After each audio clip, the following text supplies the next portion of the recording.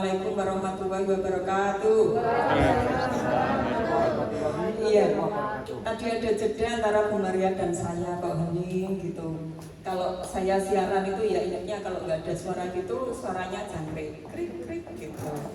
Nah, Bapak Ibu, terima kasih siang hari ini kalau berada di sini untuk kita bersama-sama belajar mengenai budaya positif ya. Jadi kalau dari Guru Penggerak sendiri ada tugas untuk mengimplementasikan budaya positif di sekolah masing-masing.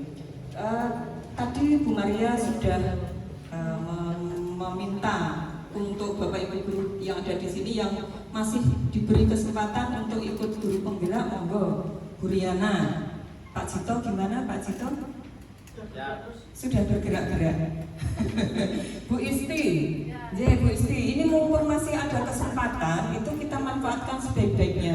Karena tidak usah mikir kepala sekolah. Jadi nanti kita ikut Guru Penggerak itu kita diberi banyak sekali ilmu yang gratisan. Ya, jadi mungkin paradigma kita tentang mengajar itu kita masih sesuai seperti waktu kita kuliah dulu. Saya kuliah kan lulus S1 tahun 99 ya. Sekian puluh tahun yang lalu, S2 lulus tahun 2012. Jadi ilmu pengetahuan itu banyak sekali perkembangannya. Kalau kita hanya statis duduk diam manis, ya tetap oleh sertifikasi. Tapi kan ilmu kita juga berhenti di situ, tidak berkembang. Ya. Ini untuk kita, nanti kita ada 3 bab yang akan kita bareng-bareng untuk bareng-bareng untuk belajar ya, yaitu tentang disiplin positif dan nilai kebaikan universal. Jadi materi budaya positif sendiri nanti akan berkaitan langsung dengan sekolah ramah anak. Jadi nanti kita dari disiplin positif, terus kemudian nilai-nilai kebaikan universal, terus kemudian nanti sampai restitusi. Restitusi itu apa? Nanti akan kita pelajari bersama. Nah, sebelumnya untuk kita mau mulai belajar untuk disiplin positif, ada hal-hal yang harus kita sepakati bersama. Monggo Bapak Ibu, kesepakatan kita apa untuk belajar kita bareng-bareng pagi hari ini? Pagi siang pagi ya, setiap hari selalu pagi. Monggo, ini kita memiliki kesepakatan belajar. Kesepakatan ini kan kita kita buat bareng-bareng untuk kita sepakati bareng-bareng. Monggo, kesepakatan belajarnya apa untuk yang pertama? Untuk kita. Kalau ngantuk istirahat Bu. Oh iya, kalau ngantuk istirahat tuh. Ini kan namanya kesepakatan. Sepakat. Kalau ngantuk langsungnya nyanyi, nanti setelah itu kumpulannya bubar. Dimulai dari Bu Riana. Oke, Pak Irham, apa Pak Irham? Kalau ngantuk istirahat Bu. Oh, kalau ngantuk istirahat, oke. Lelah Lelah apa ngantuk? Ya, saya ketik ya. Kalau istirahat mesti ngantuk. Kalau ngantuk apa lelah? Lelah. Lelah, istirahat. Istirahat. Terus, apa mulai? santai Bu. Santai ya? Ya, santai. Enggak. Santai, santuy. Santuy. Ya. Ada lagi? Saling berbagi ilmu. Nah, saling berbagi ilmu. Lalu satu lagi ada 4 kolomnya. Tidak boleh ngantuk Bu. Ya, yuk, lo enggak apa-apa. Aku kan siswa. Ini kan namanya kesepakatan. Kesepakatan itu dibuat bersama untuk dilaksanakan bersama. Apapun itu boleh. Ya, apa Pak Irham tidak boleh ngantuk? Ya Bu. Tenang nih. Ya. Apa yuk? Kalau ngantuk tidur, kalau lapar makan ya. Sampai istirahat. Dilarang itu di Oh. perpustakaan Bu. Saya kira tadi dilarang tidur, saya langsung melirik si ngomong sopo. Yang tidur itu Ya, apa lagi? Ya enggak apa-apa, dilarang tidur di perpustakaan. Ya, kita tulis ya. Jangan Bu. Keberatan kesepakatan yang punya Bu. Adalah kesepakatan yang kita buat bersama loh ya. Berarti kalau ini kesepakatan hasil musyawarah kita berarti harus kita patuhi ya. Yang pertama apa tadi? Kalau lelah istirahat. Bapak Ibu udah lelah? Ya. Udah. Nah, jawabannya istirahat. Terus kemudian santai. Muka saya kayak gini, nggak muka tegang toh. Lari. Yeah. Terus kemudian saling berbagi ilmu ya. Jadi gini kita di sini kan saling berbagi apa yang kita punya kita bagikan pada rekan-rekan yang lain. Jadi saya dapat, Bapak Ibu dapat, Bapak Ibu punya ilmu berbagi dengan kami yang lain. Kemudian sing koyo ini sing poin keempat itu saya rasa Pak Adven. Jadi tidak boleh marah-marah. Enggak ya Pak ya, enggak marah. Itu kan Pak Adven kalau pagi-pagi nyarapi anak-anak itu karena Anda sayang sekali. Jadi Itu kebutuhan Bu. Jadi kita lapangkan pikiran.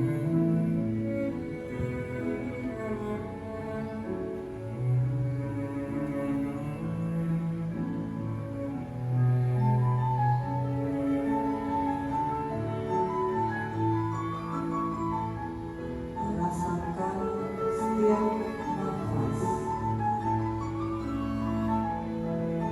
Tarik nafas. Keluarkan pelan-pelan.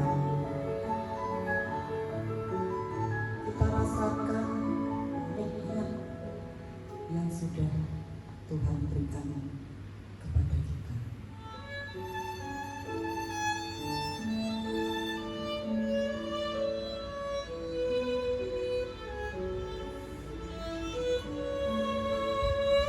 Nikmat sehat, nikmat bisa berkumpul dengan keluarga.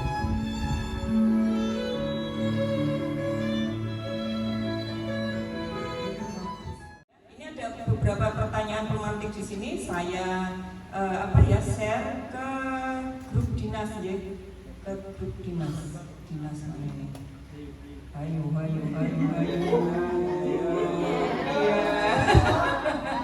Iya, ini. Ayang rame.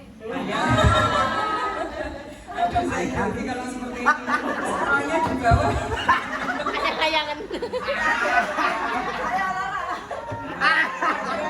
Netizen, Bapak netizen.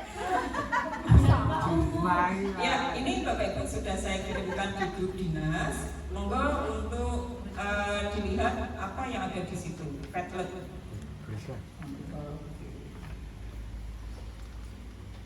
Ini pertanyaan pemantik saja ya. Jadi kalau Bapak Ibu klik yang saya share di situ, itu nanti akan muncul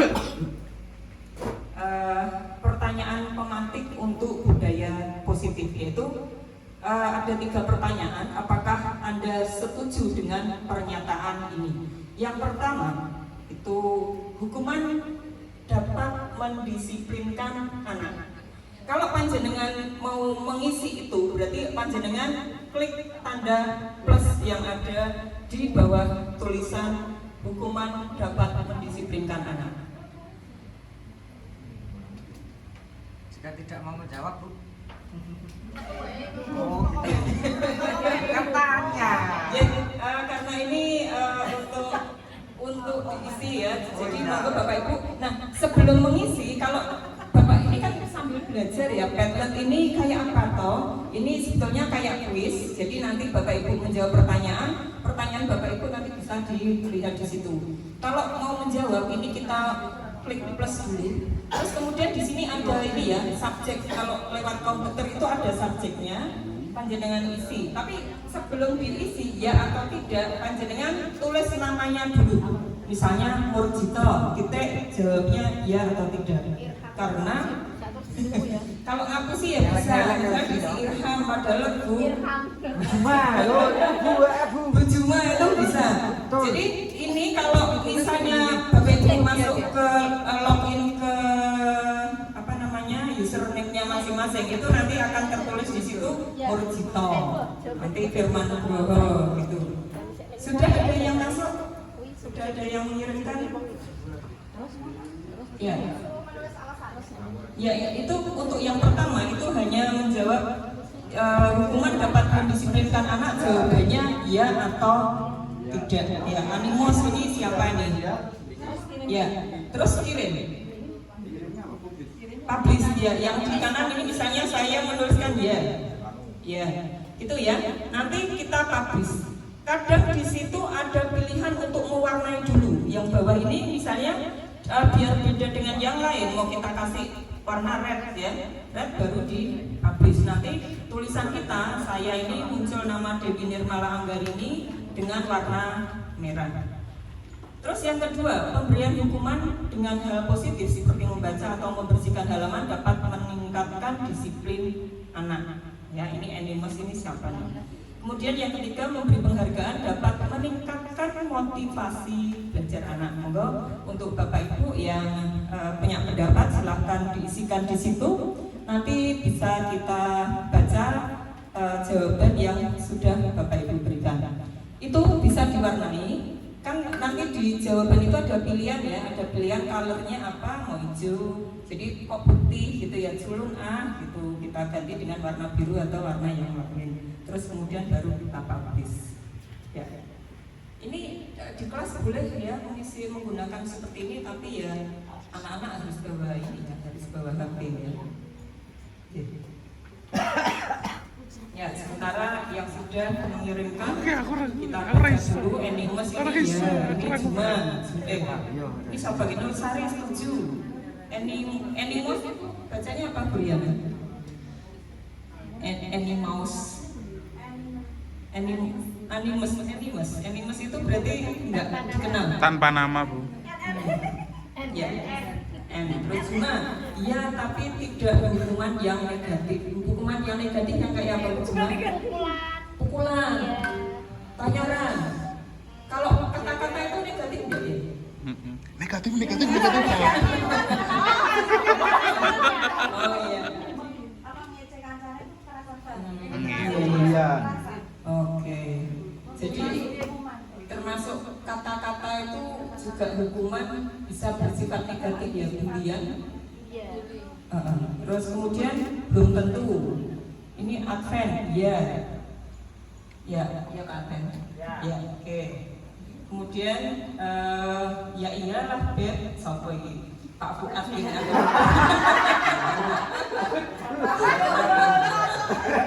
Halo Pak. Oh, itu aja yang di linknya itu, yang di ini diklik aja. Yang link kita ini diklik aja, nanti langsung terhubung ke pertanyaan pematik budaya positif di Padlet-nya.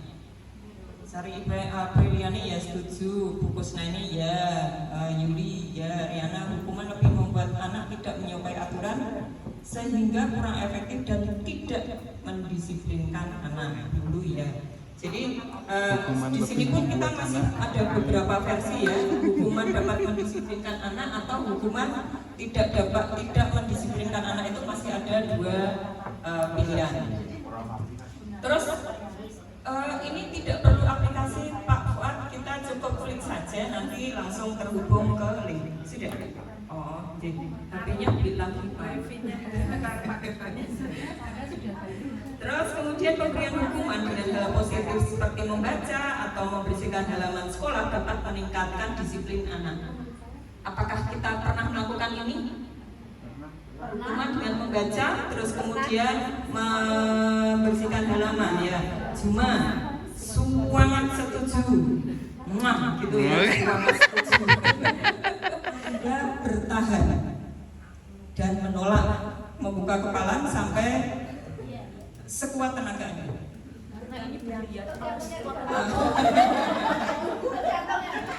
Tergantung yang di kepala, tergantung di rayuannya. Oh iya, jadi ada dua opsi. Kita bertahan dengan kepala walaupun ada ancaman rayuan, godaan ya, ataukah kita tetap bertahan supaya kepala tangan kita tetap tertutup. Nah, di sini ini adalah siswa itu tidak akan bisa kalau siswa itu tidak mencoba ya, karena kepala ini sebetulnya terserah kita mau tetap menutup atau tetap biarkan ini terbuka, itu kan sesuai dengan kata hati kita. Teman memaksa, mengancam seperti apapun, kalau kita tidak berkehendak pun kan juga tidak bisa kan ya. Jadi bukan karena pengaruh dari luar, tapi karena keinginan diri kita untuk supaya tetap kita menggenggam dengan erat. Ilustrasinya seperti itu, yang kita berikan ke siswa itu seperti itu Bapak Ibu. Jadi diri ngotot ngamuk-ngamuk ya ya nggak kanggo kalau mereka sendiri tidak punya keinginan untuk berubah ya. Jadi ini ilusinya adalah guru mengontrol murid. Guru tidak dapat memaksa murid karena setiap perilaku itu memiliki tujuan. Kemudian ilusi bahwa semua penguatan positif efektif dan bermanfaat itu penguatan positif bujukan seperti tadi itu adalah bentuk kontrol, sementara usaha untuk mempengaruhi murid adalah kontrolnya. Jadi bahwa kita menginginkan tangan itu terbuka itu adalah sebagai bentuk kontrol kepada murid. Lalu ilusi bahwa kritik membuat orang merasa bersalah dapat menguatkan karakter. Kenyataannya bahwa kritik atau rasa bersalah membawa identitas gagal karena murid merasa buruk dengan dirinya. Saya tak ganti kacamata. Tanya seperti itu ya. Kadang tidak kita sadari loh. Saya tuh ya kadang kayak gitu. Wes sesuk nek rak ngumpul ke PR awas gitu, dan dengan serangkaian pembenaran ya. Oh nek ngene. Nah itu dulu sak durunge melu guru penggerak. Saiki ya tambah seru. Tambah belajar. Ya, ini yang ada ini adalah teori kontrol atau choice theory dari Dr. William Glasser. Ini pakar pendidikan Bapak Ibu. Jadi Dr. William Glasser itu tulisannya tentang teori kontrol itu bagus sekali. Nek kerso ya, nek sempat itu monggo untuk membaca.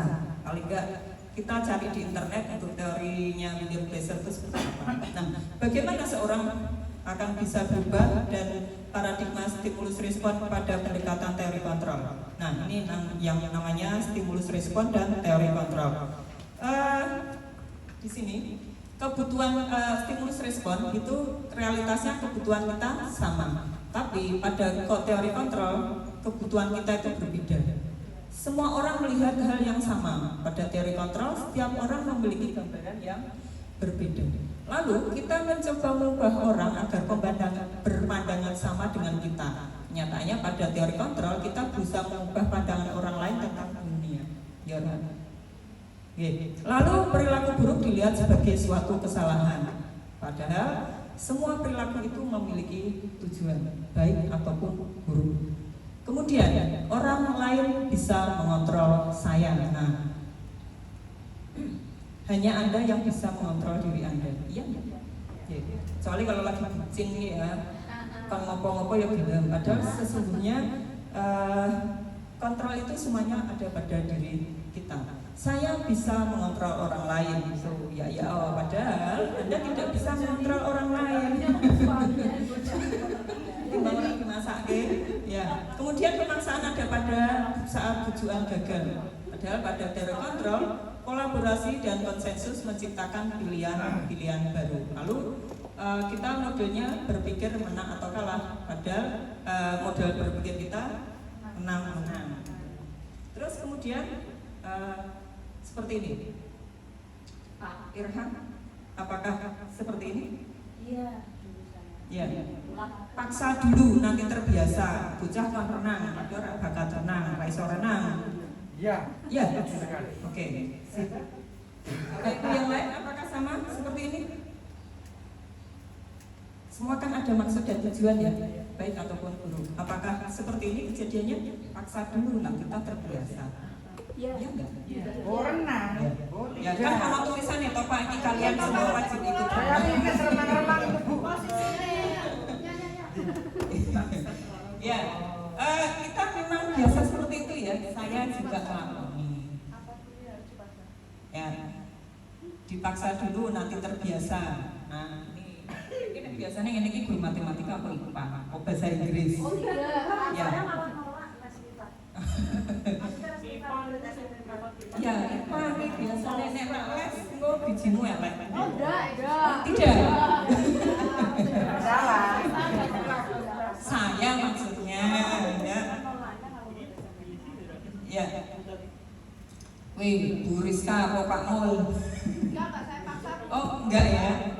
Apa tadi bocah latihan nyuleh ya, setengah mati bergrobios, ora iso. Kan kita prinsipnya paksa dulu toh nanti terbiasa. Ya kan? Masa gitu aja nggak bisa. Kita kan mesti ada sebetulnya ya kalau RPP itu kan kewajiban kita. Harus kita secara sadar memotivasi diri, memaksa diri untuk membuat itu selesai pada hari Sabtu. Orang jauh terus gak dipaksa-paksa. Nah, pengalaman apa yang Anda ingat sampai sekarang kita dipaksa melakukan sesuatu? Ya supaya gawe RPP, supervisi kon gawe videone piye, Bu? Safa? Ya, dandake. Ya, jadi Bu Safa itu juga sebetulnya membuat video itu susah ya, Bu ya. Saya bikin sendiri gitu, wis 3 dino ora dadi. Betul, susah ya. Makanya Bapak Ibu nek misalnya dadake karo Bu Safa ya aja semena-mena ya. Betul, susah. Saya itu udah punya videonya yang mau video Mas Reval. Kita sudah membuat kok elek gitu ya. Padahal yang itu enak ya. Masuk gawean kayak ngono gitu. Padahal dhewe gawene gak becus. Nah, cara seperti apa yang Bapak Ibu praktekkan di kelas? Apakah seperti ini? Seperti ini? Ya. Jadi semuanya ada baca-bacanya. Terima kasih. Untuk bab 1 break dulu ya. Ini 3 bab. Ya kita break dulu. Monggo Bapak Ibu nunjuk dulu. Saya juga mau nunjuk. Nunjuk ya Kak. Assalamualaikum warahmatullahi wabarakatuh. Kita break dulu. Terus nanti ini ya. Itu ada siswa dengan kondisi seperti itu. Ya. Pernah terjadi di kelas Bapak Ibu?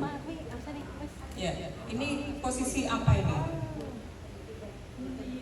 Bullying, anak terluka, anak lari-lari, terus kemudian dia dalam kondisi diam ditertawakan oleh teman-teman yang lain. Kalau seperti ini pernah kan? Barusan mau. Ya, seperti ini? Tidak ya, mungkin dulu ya, sekarang sudah tidak. Ya, jadi kita kembali ke tadi teori restructuring school discipline 3 motivasi perilaku manusia. Kita itu untuk menghindari ketidaknyamanan atau hukuman, maka motivasi itu nanti ada beberapa ya. Yang pertama adalah untuk menghindari ketidaknyamanan atau hukuman. Jadi ini sifatnya eksternal, harus dari orang luar. Motivasi dengan tingkat rendah, dengan pertanyaan yang muncul itu, apakah yang terjadi pada saya jika saya tidak melakukan itu? Itu adalah motivasi dengan tingkat rendah itu seperti itu. Ya. Yang berikutnya adalah untuk mendapatkan imbalan. Adakah yang seperti itu? Saya.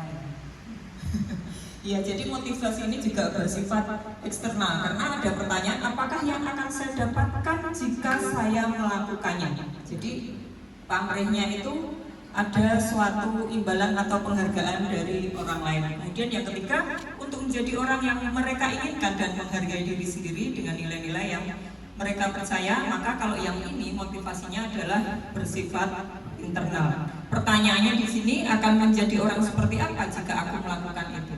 Jadi antara 1, 2, dan 3 ini jelas pertanyaannya berbeda. Kalau yang pertama itu kita itu untuk motivasi level terendah karena di sini jika saya tidak melakukan saya akan diapain. Nah, yang kedua itu untuk mendapatkan imbalan. Jika saya melakukan saya akan mendapatkan apa? Lalu kemudian yang ketiga untuk menjadi mereka yang mereka inginkan dan menghargai diri sendiri dengan nilai-nilai yang mereka percaya, maka di sini akan menjadi apa jika saya melakukan itu. Nah, motivasi untuk level pertama untuk menghindari ketidaknyamanan atau hukuman. Secara naluriah, manusia cenderung menghindari rasa sakit atau ketidaknyamanan dalam hukuman. Oleh karena itu, hukuman berhasil mencegah perbuatan dan perilaku buruk pada murid. Tapi nyatanya, hukuman itu ada efek sampingnya. Jadi dia ada emosi negatif, membuat cepat lelah dan letih karena pikiran mereka berusaha keras untuk menghindari rasa sakit itu, fokus pada sakitnya. Nah, contoh seperti ini, seorang guru datang mengajar tepat waktu, kemudian ada siswa yang ternyata tidak datang tepat waktu, maka reaksi guru seperti itu sebagai pendidik harus berhati-hati menyikapi perilaku murid. Tangani dengan tepat, tidak hanya soal solusi praktis yang sifatnya hanya sementara, namun juga menyadarkan akibat dari perbuatannya. Maka murid itu harus belajar dari kesalahan dan berusaha tidak mengulanginya lagi. Nah, kita lihat film sebentar ya ini. Film sedikit.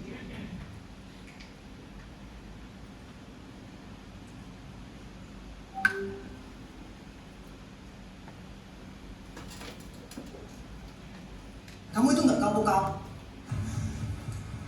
Maaf Pak, saya Kelakoni saya belikan sepatu untuk anak kita yang sepatunya tidak layak pakai, ternyata setelah dibelikan dijual. Ya nggak bisa, nggak ini ya sudah kelas. Mungkin perlu untuk yang lain karena mungkin lebih membutuhkan selain sepatu. Jadi di sini 3 hal yang bisa kita lakukan. Yang pertama adalah jangan menghakimi murid. Ya, jadi coba ajak bicara lebih dahulu dari hati ke hati. Kemudian jadilah kita sebagai pendengar yang baik untuk mereka. Jangan menyela saat murid berbicara, dengarkan saja sampai mereka selesai menceritakan motivasinya melakukan perilaku buruk tersebut. Menceritakan Kemudian kebohongannya. bimbing murid untuk memahami konsekuensi apa yang mereka dapatkan atas pilihan dan perilakunya. Murid akan sadar dengan sendirinya tanpa perlu mendapatkan hukuman dan rasa sakit. Jadi 3 hal ini yang bisa kita lakukan, bahwa kita jangan menghakimi murid, jadilah pendengar yang baik, kemudian bimbing murid untuk memahami konsekuensi apa yang mereka dapatkan atas pilihannya. Apakah kita sudah menyikapi perilaku murid dengan tepat? Belum semua. Apakah kita memahami perilaku yang ditunjukkannya? Ya, apa yang dapat kita lakukan agar dapat mengidentifikasi perilaku yang ditunjukkan oleh murid? Ya, jadi dengan 3 hal tadi, bahwa kita itu jangan menghakimi, kita memberi peluang pada mereka untuk kita jadi pendengar yang baik, kemudian membimbing mereka untuk memahami konsekuensinya. Jadi terutama hal yang ketiga itu, kita harus menyadarkan mereka akan konsekuensi apa yang sudah mereka lakukan. Nah, ini ada yang Padlet, apa jenenge aku, Padlet yang sudah saya share di grup, diberikan di akhir pembelajaran. Kemudian apresiasilah secukupnya dan cobalah lebih dekat dengan murid. Lalu pahami motivasi internal yang dimiliki mereka. Dan setiap murid bisa memiliki motivasi internal yang unik dan berbeda dengan murid yang lain. Maka tumbuh dan pupuk motivasi internalnya. Nah, motivasi level ketiga. Maka untuk menjadi orang yang mereka inginkan dan menghargai diri sendiri dengan nilai-nilai yang mereka percaya, ya, seperti ini, rajin membaca itu karena ingin orang mergo dino rebo, terus ada literasi, terus bikin resume sak-sae, ya, karena apa? Karena itu motivasinya eksternal, bukan dari diri sendiri, karena rajin membaca dan rasa ingin tahu. Itu pun tidak hanya pada siswa, pada bapak ibu guru pun sama. Nek orang ditagih Bu Maria kok cek kosong, yang meneng bae, begitu ditagih ya terus tiba-tiba buku literasinya penuh. Ibu, saya loh saya. Kemudian berkelompok membuat pertunjukan karya seni. Apa itu? Ya, jadi rajin mengerjakan tugas. Terus kemudian belajar dengan tekun sampai larut malam. Sebenarnya apa sih yang memotivasi kita begitu semangat belajar? Ya. Lalu apa yang memotivasi murid-murid kita untuk belajar? Apa karena takut hukuman? Atau karena ingin mendapat pujian atau hadiah, atau karena menghargai diri mereka sendiri dan menerapkan nilai-nilai kebajikan sesuai dengan yang mereka percaya? Maka motivasi internal adalah dorongan yang kuat yang muncul dari dalam diri untuk mencapai tujuan yang diinginkan. Maka ketika seseorang berperilaku dengan motivasi untuk menghargai dirinya, maka akan memperkuat konsep diri. Lalu karena respon dari luar, dirinya tidak akan mempengaruhi kepuasan atau usaha atas dirinya. Nek doyak-oyaknya tidak ada kepuasan. Kalau motivasi muncul dari dalam, itu adalah kepuasan. Justru malah menguatkan nilai-nilai yang ia yakini karena kontrol berada pada dirinya sendiri. Dia tidak mempedulikan tanggapan dari luar, tapi pada fokus pada nilai apa yang dia yakini. Maka dia ingin menjadi seseorang seperti apa dia. Ya. Seseorang murid yang memegang teguh nilai kejujuran, maka dia tidak akan mencontek karena tidak sesuai dengan nilai itu.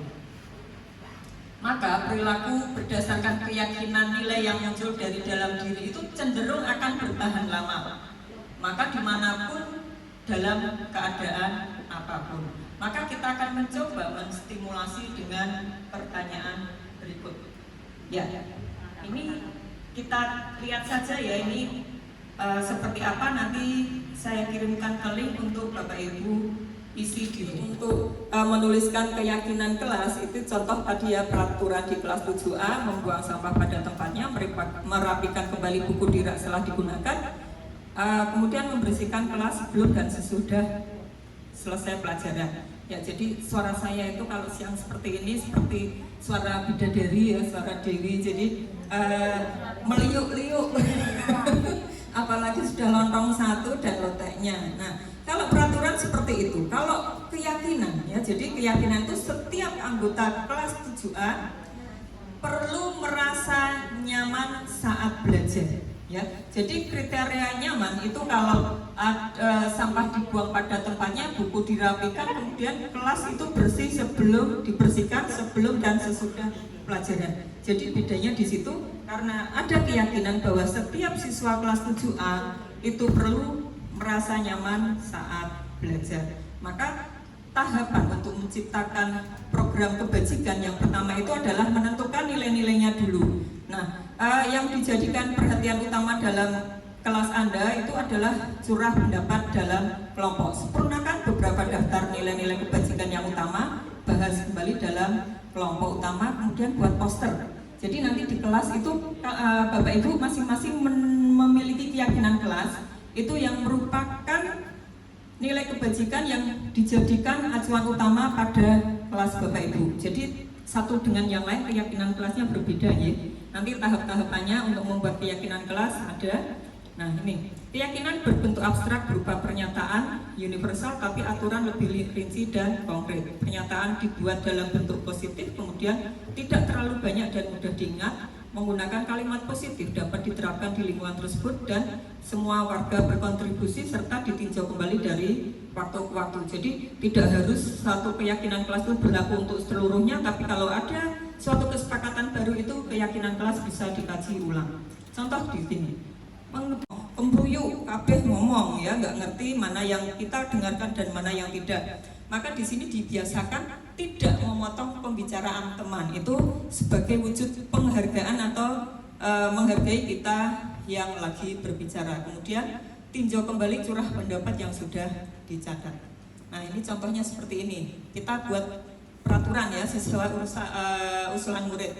Tidak memotong, belajar dengan tekun, mengerjakan tugas tepat waktu, ramah. Ini kesepakatan ya. Jadi siswa ini yang menentukan ini, ramah kepada guru dan teman, datang tepat waktu, menjaga barang sendiri atau yang dipinjam, misalnya buku. Nggak mungkin biasa ya anak sini itu kalau buku berangkat apa, pulangnya jadi apa, itu karena banyak yang iseng. Terus kemudian menjaga kedamaian dan ketentraman, peduli terhadap teman. Ini contohnya seperti ini. Ya, yang ketiga adalah merumuskan keyakinan. Ajak mereka menemukan nilai kebajikan dari peraturan atau curah pendapat yang mereka catat. Tinjau ulang, kemudian buat 3 atau 7 sampai 7 keyakinan, jangan terlalu banyak. Nah, peraturan usulan murid seperti itu bisa nanti dicatat ulang. Ya, terus hormat menghormati barang milik orang lain, kemudian belajar dengan tekun dan seterusnya nanti bisa dibaca. Nah, yang keempat adalah ditinjau ulang. Hormat, bekerja, diterima, dan dimiliki. Jadi itu tahapannya, tidak ujuk-ujuk keluar kata hormat, bekerja, diterima, dan dimiliki, tapi step by stepnya seperti tadi langkah-langkahnya. Nah, membuat pernyataan keyakinan untuk memahami makna dari keyakinan. Hormat. Kami meyakini dan bahwa sangat penting untuk menghormati semua orang dan barang milik orang lain. Ini kesepakatan yang dibuat oleh murid dan guru dengan ruang diskusi tadi ya. Kemudian bekerja. Kami meyakini bahwa sangat penting untuk mengerjakan segala sesuatu mengikuti kegiatan yang sudah ditugaskan. Lalu diterima dan dimiliki, ada deskripsinya. Nah, yang keenam tanda tangan. Nah, tanda tangan ini kan karena ini merupakan kesepakatan yang disetujui dan ditandatangani oleh semua guru dan murid. Nah, yang ketujuh itu dipajang. Jadi orang mengorek-orek antok di atas kertas, tapi buatlah dia berupa pajangan, berupa hasil karya yang bisa ditempel di dinding. Keyakinan kelas. Setiap anggota kelas perlu saling menghormati dan merasa aman. Setiap anggota kelas perlu menjadi dirinya sendiri yang terbaik. Setiap anggota kelas perlu saling membantu. Terus kemudian di sekeliling ini, karena ini sudah disepakati bersama, maka perlu untuk ditandatangani oleh semua anggota kelas. Bagaimana agar murid dapat mendalami makna keyakinan kelas? Maka tampak dan tidak tampak ini seperti hormat, maka berbicara dengan sopan, mengembalikan barang yang dipinjam. Tidak tampak seperti berkata kasar, meletakkan sembarang barang yang dipinjam. Ya, apa yang ingin didengar, dilihat dan dilakukan oleh anggota kelas? Seperti itu, ada yang diterima dan dimiliki, yang terdengar kalimat positif. Bisa saya bantu? Kita bisa kerjakan bersama. Terima keyakinan kelas. Step by stepnya berdasarkan yang kita sudah saksikan tadi. Nanti saya share deh untuk PPT-nya biar nanti bisa Bapak Ibu dibaca lagi untuk kita bisa membuat keyakinan kelas. Demikian Bu Maria, untuk hari ini terima kasih sudah berkenan untuk ikut bareng-bareng berbagi tentang keyakinan kelas. Apabila ada kata yang khilaf, saya mohon maaf sebesar-besarnya. Wassalamualaikum warahmatullahi wabarakatuh.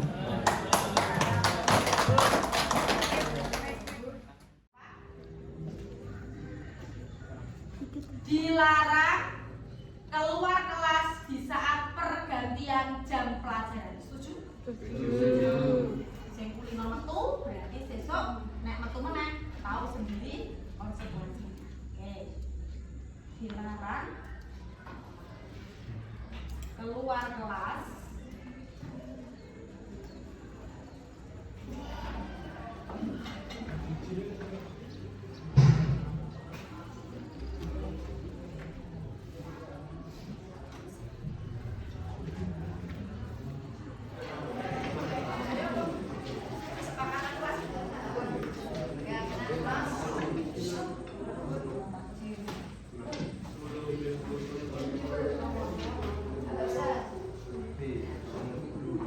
kita sepakati dari yang terpenting dulu ya.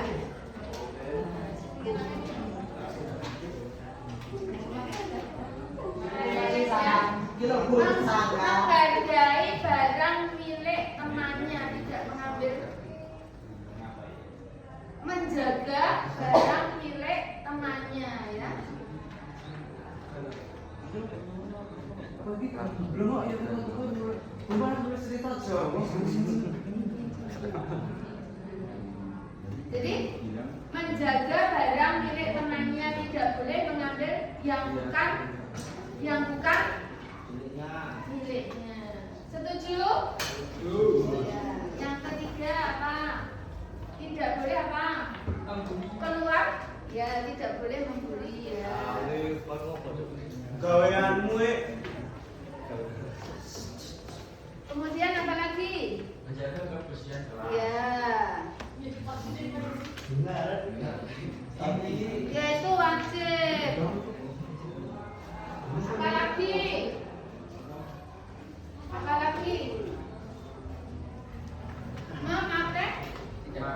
seragam lengkap. Ya.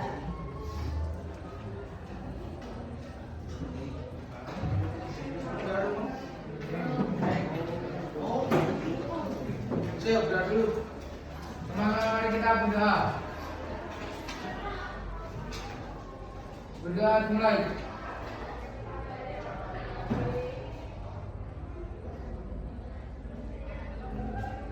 Selesai. Baik, assalamualaikum warahmatullahi wabarakatuh.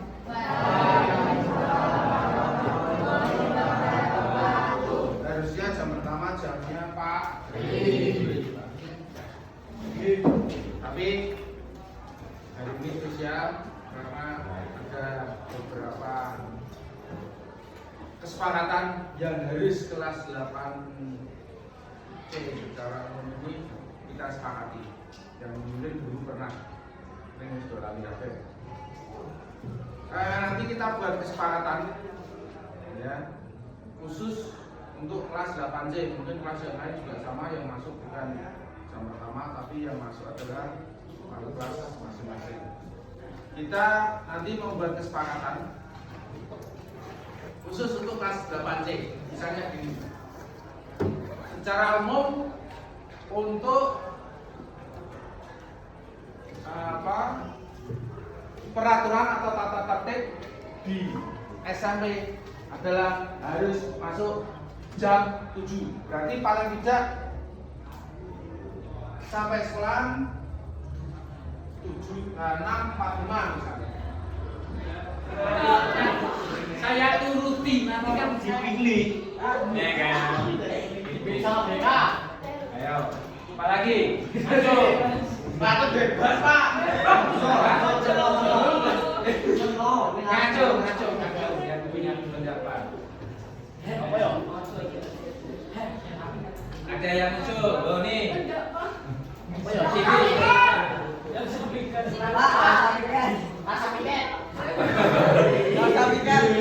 Boleh tidak ada piket. Yang baik, tuh. Ya kan? Itu sangat baik banget. Ya itu disetujui. Terus saya tanya. 3, ayo. Doi apa? Tidak boleh pacaran di kelas, Pak. Tidak boleh pacaran di kelas. Nanti keluar pacaran aja, Bro. Tidak boleh pacaran selama sekolah gitu ya. Selama keluar.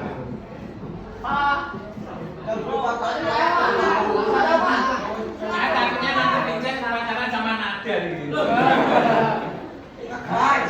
Apa? Biar Tidak boleh main lato-lato di kelas Pak. tidak boleh main lato-lato di kelas. Nah, oke. Tidak boleh bolos Pak. Ya, oke. Main lato-lato. Oh iya, Jodoh. Di kelas. Kalau lagi Tidak boleh bermain lato-lato di kelas. Udah tuh. Tidak boleh main lato-lato di kelas. Setiap jam pelajaran tidak boleh keluar. setiap ganti pelajaran tidak boleh keluar. Oke ya, tiap ganti jam pelajaran tidak boleh keluar. Nanti dikasih sanksi nanti.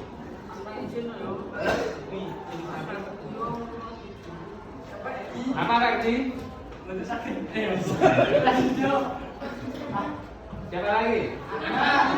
Siapa lagi?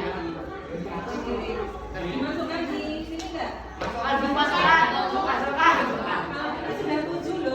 Bulan lalu dari 7 itu kan tidak terlalu mengganggu kenyamanan teman-temannya.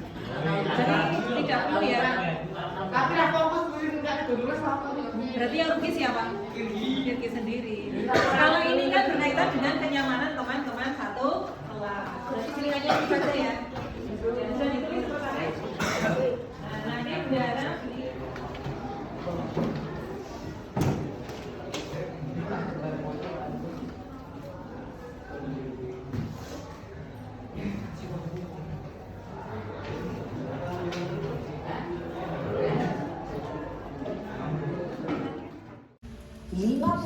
kontrol itu adalah 1. Posisi penghukum, 2. Posisi pembuat merasa bersalah, 3. Posisi teman, 4. Posisi pemantau atau monitor, dan 5. Posisi manajer. Untuk lebih memahami kelima posisi tersebut, mari kita saksikan kasus Naren yang terlambat hadir 20 menit di sekolah dan melihat bagaimana kelima posisi kontrol dalam menghadapi masalah tersebut.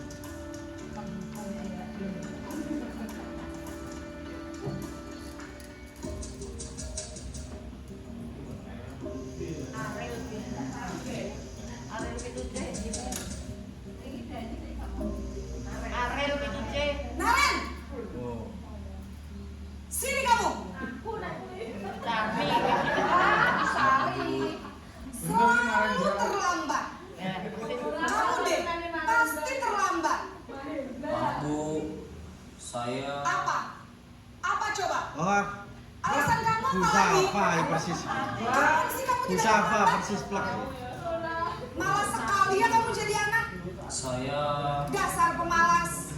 Gak kapok-kapok sih kamu. Sudah berapa kali terlambat? Sana, kamu keliling lapangan basket 2 kali. Kenapa saya harus keliling lapangan basket Bu? Kenapa? Kamu melawan ibu. Berani-beraninya jawab. Sudah terlambat, masih berani jawab pula. Sekarang, keliling lapangan basket 5 kali sekalian. Biar kapok. Cepat. Pergi sana ke lapangan basket. Posisi penghukum biasanya berbicara dengan nada tinggi, menghardik, menunjuk-nunjuk, menyakiti, dan menyindir. Hukuman bisa berupa fisik maupun psikis. Ibu dan bapak guru hebat. Dampak yang terjadi pada murid ketika guru berada pada posisi penghukum adalah murid cenderung akan memberontak, bahkan menyimpan dendam.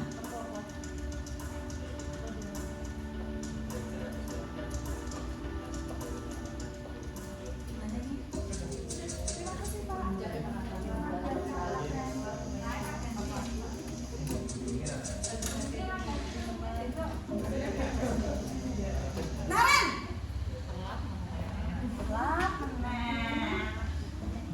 Selamat pagi Bu. Naren. Kamu kenapa terlambat lagi, nak? Ya Tuhan, Naren. Kamu senang ya bikin ibu susah ya? Kalau kamu terlambat lagi, nanti ibu yang ditegur bapak kepala sekolah, nak. Disangka ibu tidak bisa membina kamu. Duh, gimana ini? Maaf Bu. Duh, Gusti Naren. Kamu suka ya kalau ibu ditegur bapak kepala sekolah? Terus, sekarang ibu harus tulis apa ini di buku absen? Ini kamu sudah sering terlambat loh. Ibu harus apa coba? Maaf Bu. Maaf sekali. Ya sudah, lain kali jangan bikin ibu susah lagi ya nak ya. Ibu tidak akan kuat lagi kalau kamu begini terus. Bisa jantungan kalau ibu ditegur bapak kepala sekolah. Sana cepat ke kelas. Maaf ya Bu. Maaf sekali. Posisi pembuat rasa bersalah berbicara dengan nada tenang, cenderung lembut. Namun kata-kata yang diutarakan membuat murid merasa menjadi orang yang gagal, memandang buruk dirinya sendiri, merasa tidak berharga, dan tidak sanggup membahagiakan orang lain. Ketika guru mengambil posisi pembuat rasa bersalah, murid akan menganggap dirinya yang bersalah dan ia akan menyimpan emosi negatif tersebut di dalam dirinya.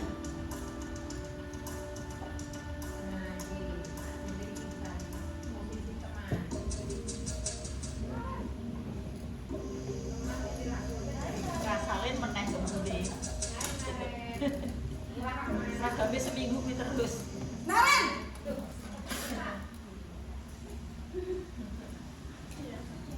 Selamat pagi Bu.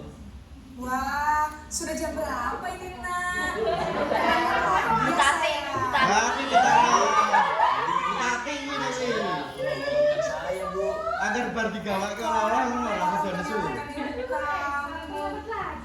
bukannya anak yang larinya paling kencang.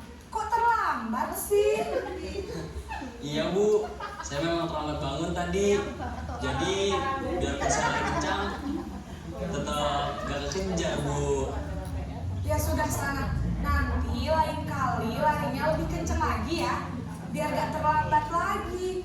Bikin seneng ibu demi ibu. Bisa kan? Bisa lah Bu. Ya sudah sana Bu. Ibu beresin urusan absen kamu. Kamu ini ada-ada saja. Dalam posisi teman, guru berbicara dengan nada suara ramah, akrab, cenderung bersenda gurau untuk menjaga suasana tetap santai. Murid akan merasa senang, aman, dan akrab dengan guru. Identitas yang tercipta adalah identitas sukses atau berhasil. Namun, perlu diingat, karena ini masih dorongan eksternal, maka ada faktor ketergantungan dari murid kepada orang tertentu. Di sini guru absennya, sehingga di lain waktu murid bisa berperilaku baik, namun hanya kepada orang-orang tertentu saja.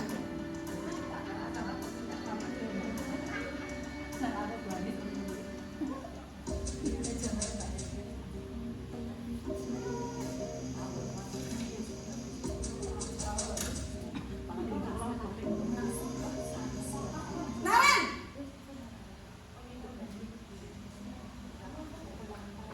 Selamat pagi Bu. Naren, apa peraturan sekolah kita tentang jam berapa kita harus masuk sekolah, nak? Kita harus di sekolah jam 7 Bu. Iya betul, sekarang sudah jam 7.20. Naren sudah tahu konsekuensinya jika terlambat hadir. Paham Bu. Saya harus tinggal kelas pas jam istirahat selama 20 menit. Iya benar, konsekuensinya demikian. Jadi nanti jam 9.30 pas istirahat, kamu harus tinggal di kelas, kerjakan tugas tambahan untuk ketertinggalan kamu, ya? Baik Bu. Posisi pemantau mengandalkan penghitungan atau data untuk mengontrol murid. Guru mengarahkan murid berdasarkan peraturan dan konsekuensi. Seorang pemantau menunjukkan bahasa tubuh dan ekspresi wajah yang datar dan cenderung formal.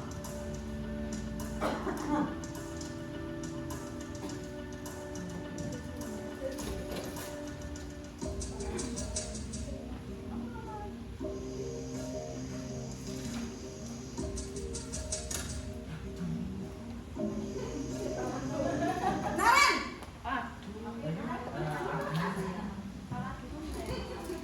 Selamat pagi Bu. Selamat pagi, Naren. Maaf Bu, saya terlambat. Iya, sekolah masuknya jam 7, sekarang sudah jam 7.20. Jadi sekarang bagaimana ini, Naren?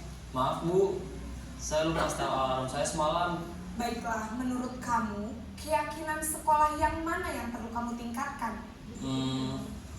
Menghargai diri sendiri dan orang lain mungkin ya Bu. Setuju. Jadi, apakah Naren meyakini prinsip saling menghormati tersebut? Iya Bu, saya meyakininya. Apakah Naren bersedia memperbaiki masalah keterlambatan ini? Bersedia Bu.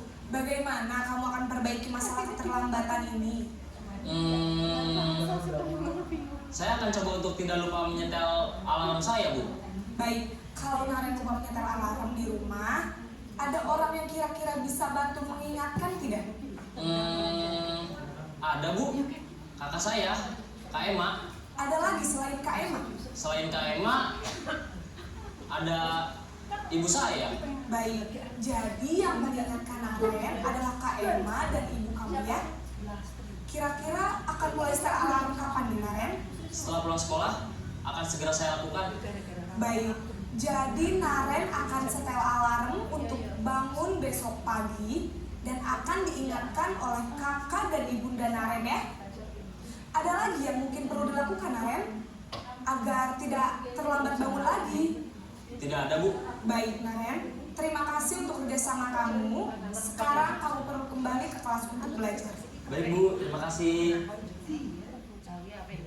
Posisi manajer adalah posisi posisi kontrol yang disarankan untuk membimbing murid memiliki sikap disiplin yang positif, yaitu murid yang mandiri, bertanggung jawab, dan dapat memecahkan masalah. Tujuan dari posisi ini adalah agar murid dapat berefleksi atas tindakannya. Guru akan dengan tulus memberikan pertanyaan-pertanyaan bermakna, sehingga membuat murid dapat belajar dari kesalahannya dan mencari sebuah solusi untuk menyelesaikannya. Ibu dan Bapak guru hebat, setelah mengamati adegan kelima posisi kontrol tadi, kira-kira posisi mana yang paling ideal? Posisi mana yang dapat menunjang motivasi intrinsik murid? Ya, tentu posisi manajer. Posisi ini memang posisi ideal yang ingin dituju setiap pendidik. Pada posisi inilah, guru dapat menerapkan disiplin positif yang berpihak pada murid, yang memerdekakan murid. Perjalanan seorang pendidik tentunya tidak mudah untuk sampai pada posisi seorang manajer. Namun, tujuan kita pasti, yaitu menciptakan murid-murid yang mandiri, merdeka, dan bertanggung jawab. Semoga penggambaran 5 posisi kontrol yang telah diperlihatkan ini dapat menjadi ajang refleksi bagi kita semua, agar dapat terus mengasah dan menerapkan disiplin positif yang memerdekakan murid. Mari terus berlatih dan bersemangat. Selamat menerapkan. Salam dan bahagia, Ibu dan Bapak guru hebat.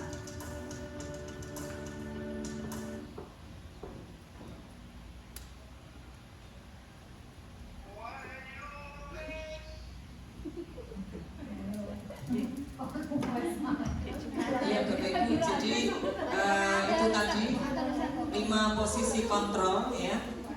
Yang pertama itu adalah sebagai penghukum. Jadi kita tidak bertanya dulu pada murid apa dan bagaimana mereka terlambat.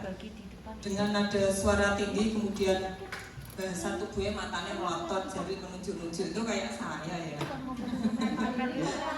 Kalau begini kan lah. Ya, kemudian posisi kontrol yang kedua itu adalah membuat rasa bersalah. Biasanya dengan suara memelas, terus kemudian bahasa tubuhnya merapat pada anak, terus kemudian sungguh susah bu guru sile gitu. Itu kan pernyataan seperti itu adalah membuat rasa bersalah. Yang ketiga itu adalah guru sebagai teman, itu tidak menyakiti, mengontrol murid melalui persuasi, bisa negatif maupun positif. Nah, nada suaranya itu ramah, akrab, bercanda, dan bahasa tubuhnya merapat pada murid, mata, senyum, dan jemaka. Tidak boleh merapat. Ya. Kemudian keempat adalah sebagai pemantau dengan nada suara yang datar, bahasa tubuh formal. Sementara yang kelima adalah sebagai posisi manajer, yaitu pendekatan bukan dari kemampuan membuat konsekuensi, namun dapat berkolaborasi dengan murid bagaimana memperbaiki kesalahan yang ada. Kalau pada posisi sebelumnya, pada posisi yang tadi, yang keempat ya, pemantau itu kita masih memberikan konsekuensi. Tapi kalau pada posisi kelima itu kita tidak memberikan konsekuensi, tapi kita berkolaborasi dengan murid bagaimana memperbaiki kesalahan yang ada. Nah, apa yang kita yakini? Apa kamu meyakininya? Jika kamu meyakininya, apakah kamu bersedia untuk memperbaikinya? Kemudian jika kamu memperbaiki ini, hal ini menunjukkan apa tentang dirimu? Lalu apa rencana kamu untuk memperbaiki hal ini? Jadi itu pertanyaan-pertanyaan yang kita sampaikan kepada murid apabila mereka melakukan suatu kesalahan, apabila kita pada posisi manajer. Ya susah ya memang untuk dari tahap ke tahapnya, terutama untuk yang pertama itu penghukum.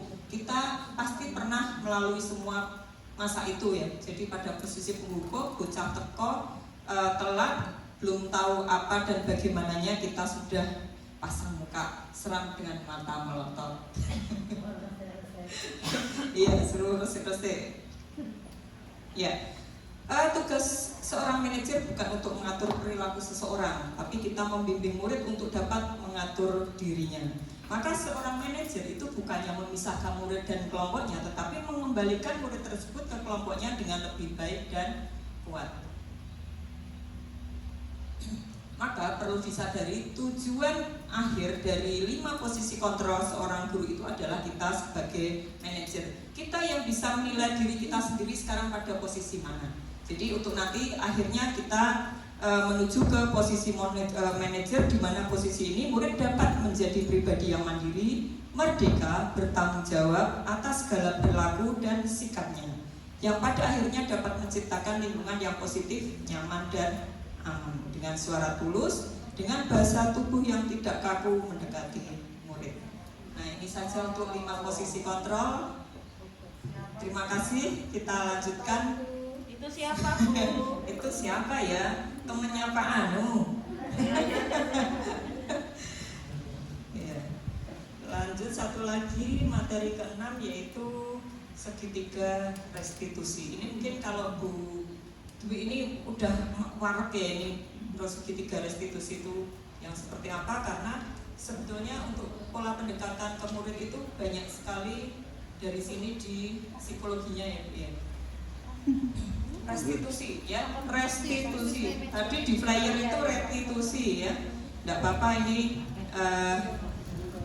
yang benar adalah restitusi. Apa ini? Pernahkah kita melakukan pendisiplinan berikut ini? Pernah. Ya, ini ada siswa melakukan suatu kesalahan, kemudian kita beri hukuman untuk berdiri di depan kelas. Ya, model strap ini zaman Belanda, tapi sampai sekarang masih dilakukan. Nah, apa ini?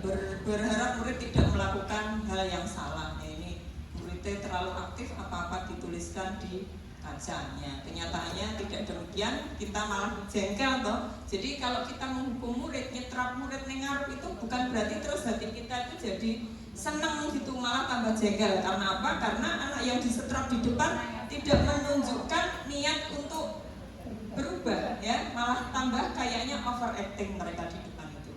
Ya, jengkel, marah, tapi tetap melakukan model pendisiplinan yang sama. Nggih mboten. Ya, wis tak disetrap ning arep, sesuk meneh disetrap meneh. Dan itu biasanya anak seperti itu juga tidak ada perubahan sikap. Maka malah seolah-olah itu membuat kita itu biar gurune itu emosi ya, emosi marah. Dan kita itu juga kalau anak tidak ada perubahan, kita tuh merasa kayak kita itu gagal ya, tidak berhasil mendidik mereka. Nah, ini toh biasanya gini, oh ini loh cah, nah gitu. Biasa seperti itu, melabeli murid bandel, nakal, ya, kemudian susah diatur dan tidak bisa diubah. Ya bangkitlah gitu ya, diomongi bolak-balik seperti itu, ternyata tetap pada posisi yang sama. Dan hal itu sangat membuat kita lelah dan membuat kita putus asa. Ya Bu ya, ini dialami oleh kita semua ya. Wes mulang tenangan, kemudian anak susah diatur, disetrap ya tidak ada perubahan, itu lelah sekali. Amat sangat lelah. Nah, makanya restitusi itu adalah sebuah pendekatan untuk menciptakan disiplin positif untuk melihat ke dalam diri.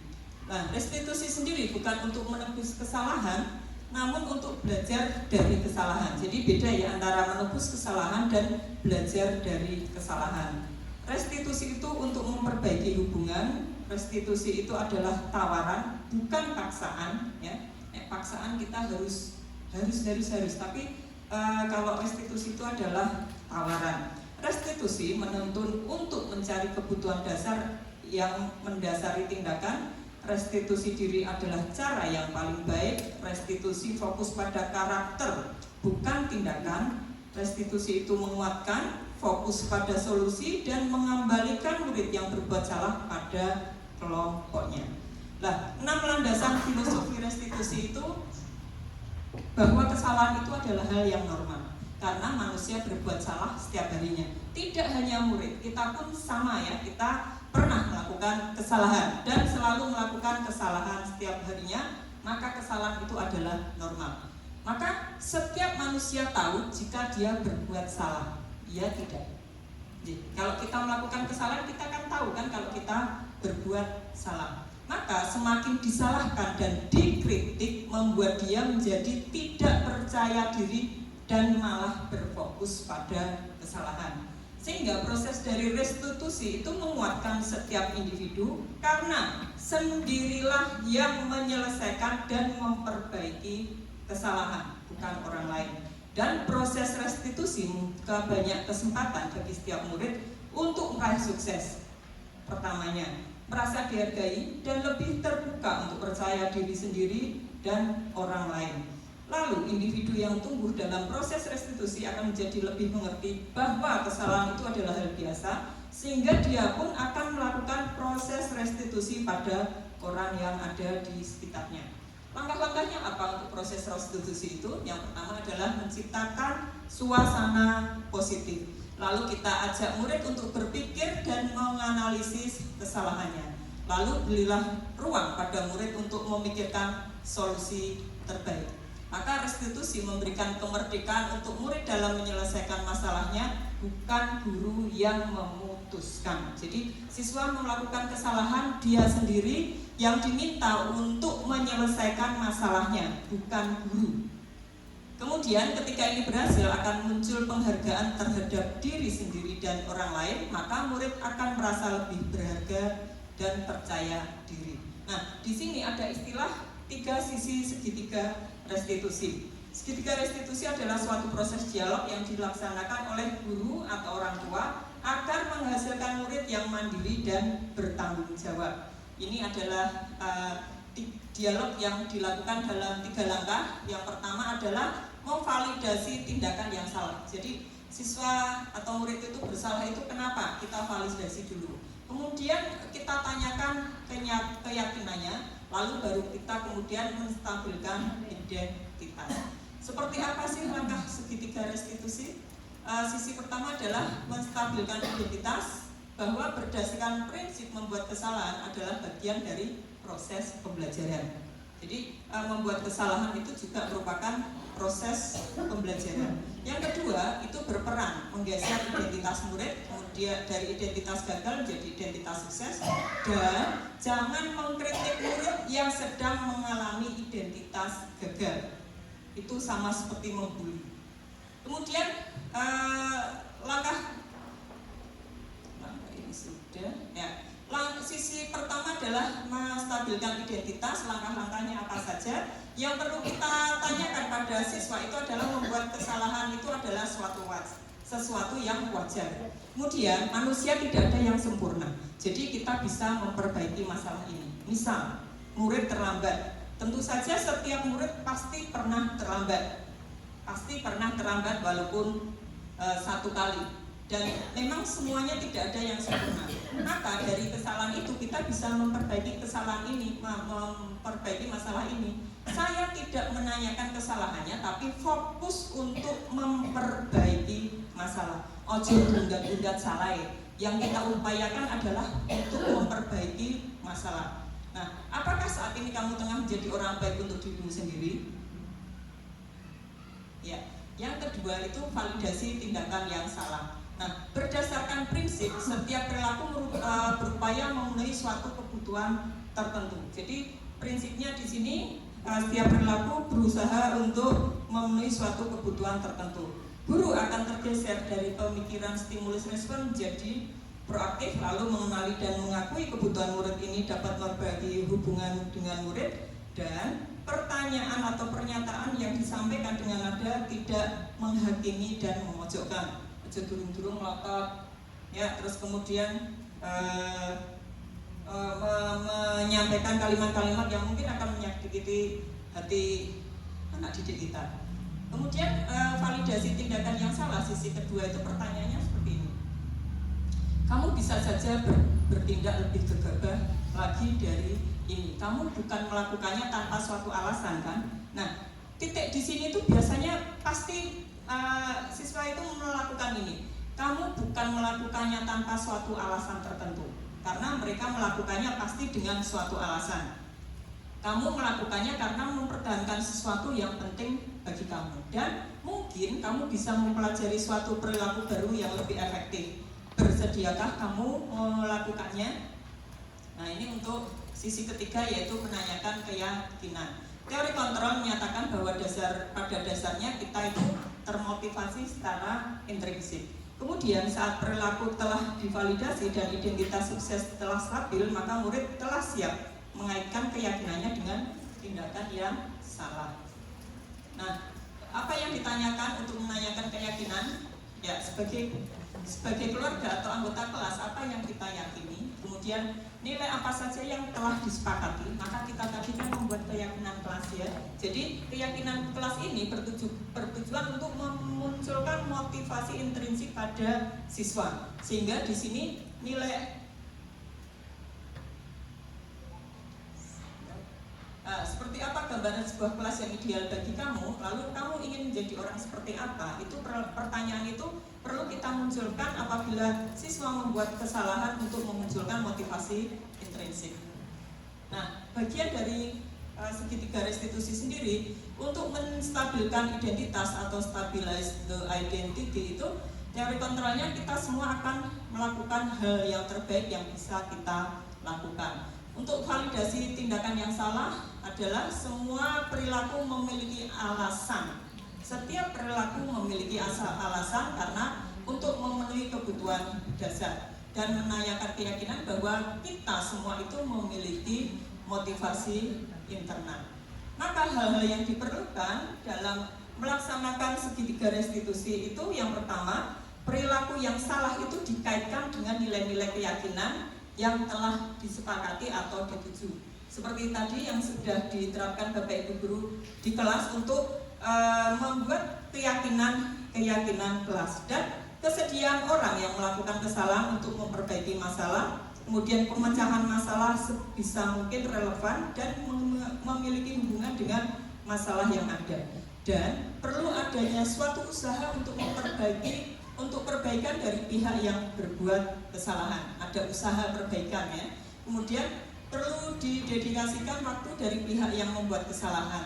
Tanyakan kapan akan mulai diberlakukan usaha untuk memperbaiki masalah. Jadi nggak apa-apa siswa melakukan kesalahan, tapi di sini harus kita tanyakan kapan akan mulai diberlakukan usaha untuk memperbaiki masalah. Nah, manfaat untuk menjalankan segitiga restitusi, menurut saya Bu saya difoto. Oh iya. Ya. Enggak apa-apa. Kita doakan. Ini sudah, tidak apa-apa. Yang murid akan menjadi lebih kuat secara pribadi, membuat wawasan murid agar dapat